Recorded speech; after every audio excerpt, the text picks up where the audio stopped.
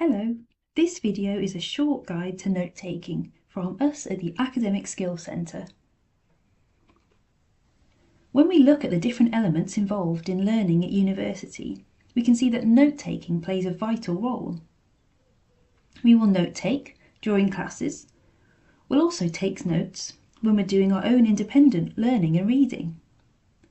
And then we'll use all these notes to help us with assignments and assessments, all whilst learning and building our knowledge and understanding along the way.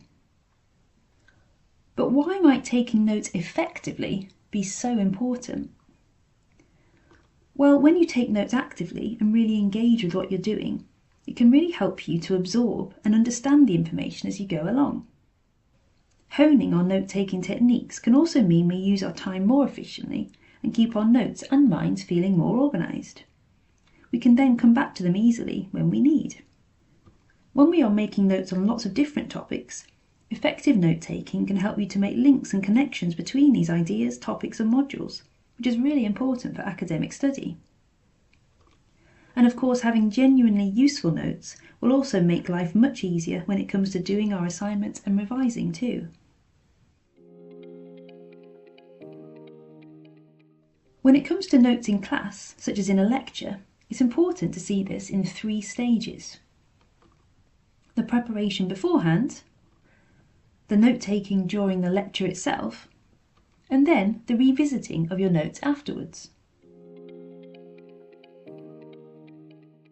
Before you attend a lecture, it's a good idea to remind yourself of the topic so that you're not going into it completely cold and unprepared. Is there anything you've been asked to do or read beforehand? Are there any specialist terms or vocabulary you know might crop up which you'll need to check or brush up on? What do you know so far?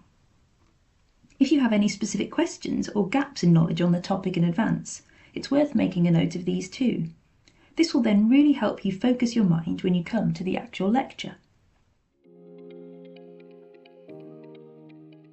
During the lecture itself, it's important to take notes actively. What does this mean? Well, Godfrey talks about the idea that we should make notes, not take notes, which perhaps tells us that note-taking is really an act of creating something new, making the notes our own, rather than just trying to passively absorb information. So active note-taking might involve asking yourself questions as you go along. What do you think about that point? Does it link with something else you've learnt about? Might that be useful in your assignment perhaps? If thoughts come to you, note these down too. And be selective. Rather than attempting to write everything down that's being said in a lecture, try to paraphrase or summarise the most important points. This will help you to actively engage and also make it much less overwhelming to use your notes afterwards. If you miss some details, don't worry. Often you'll be able to revisit the lecture recording or materials. Or use a consistent symbol, such as an asterisk, to highlight points you might need to check or research further later. And to help you use your time efficiently, try and develop a system of relevant acronyms or symbols in your notes which make sense to you. Remember, your notes are just for you to use. How can we best work out which are the key points in a lecture to take note of? Following cues from the way your lecturer presents the information will help with this. At the start, they'll often give a sense of how the lecture is organised and the key topic areas coming up. That can help give you structure to your notes. Listen out for their use of language. They might use signposting phrases to let you know when they're moving on to a new or contrasting point. Listen out for words such as firstly, secondly, however. They might use concluding phrases which tell you the key implication or takeaway point from the information just provided, such as therefore or this tells us that. Look and listen out for body language and voice too. They might emphasise certain ideas through gestures, repetition, raising their voice and using pauses. And then after the lecture, give yourself a bit of time and space. Return to your notes and see if you can summarise the key points. This will really help you to cement your knowledge and understanding and will be a useful tool later when using your notes for assignments or exams.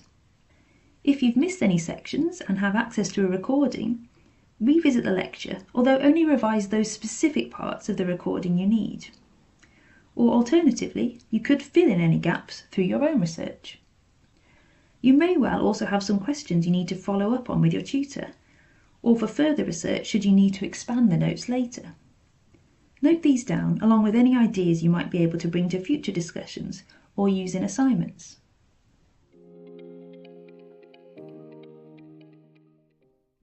There is no one set rule in terms of how you might like to structure and format your notes.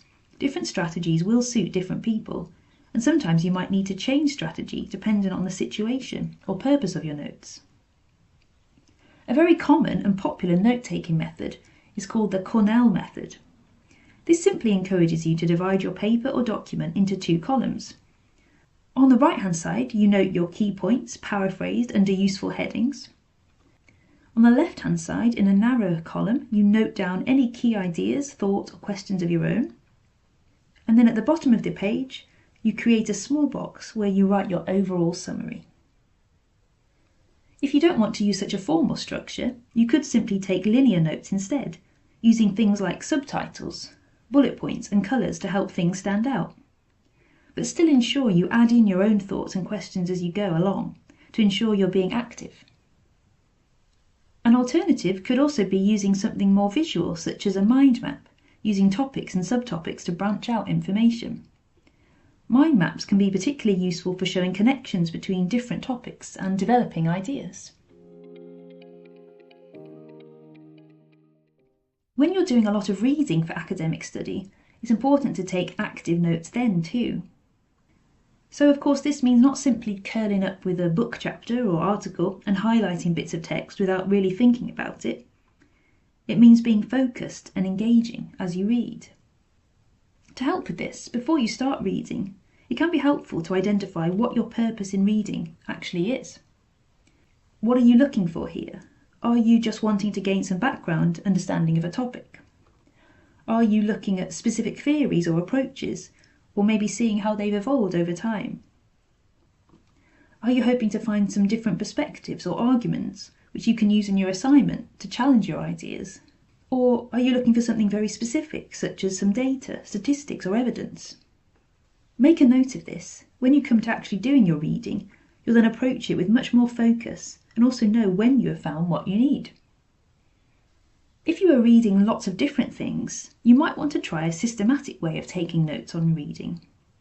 For example, you could create something like a reading grid, noting down and paraphrasing just the key areas you're looking for, such as the text's argument or approach, its strengths and weaknesses, or the methods and results of studies you might read about.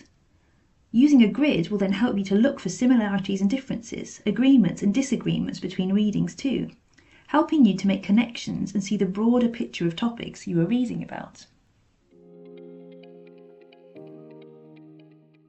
Whether you take notes by hand or digitally is of course up to you, but it is probably worth trying both to see what suits you best. If you would like to try taking notes digitally, then a really useful tool which all University of Birmingham students have access to is OneNote. This allows you to access your notes from anywhere, easily organise them, add documents, PDFs and additional resources, and keep everything tidily together in one place. Lastly, remember there is no right or wrong way to take notes. Different strategies will suit different people. It's worth trying out different techniques and tools to see what works for you, and why not speak to others about what they do and share tips. The most important thing is that your notes are for you. So think about what you need from them and ensure your strategy really helps with this. We hope this video has been a useful introduction to note-taking. Here at the Academic Skills Centre, we can support you in your studies with a wide range of academic skills. Explore our website to book a one-to-one confidential appointment with a friendly skills advisor, discover upcoming workshops and drop-ins, or explore our online resources via the Academic Skills Gateway.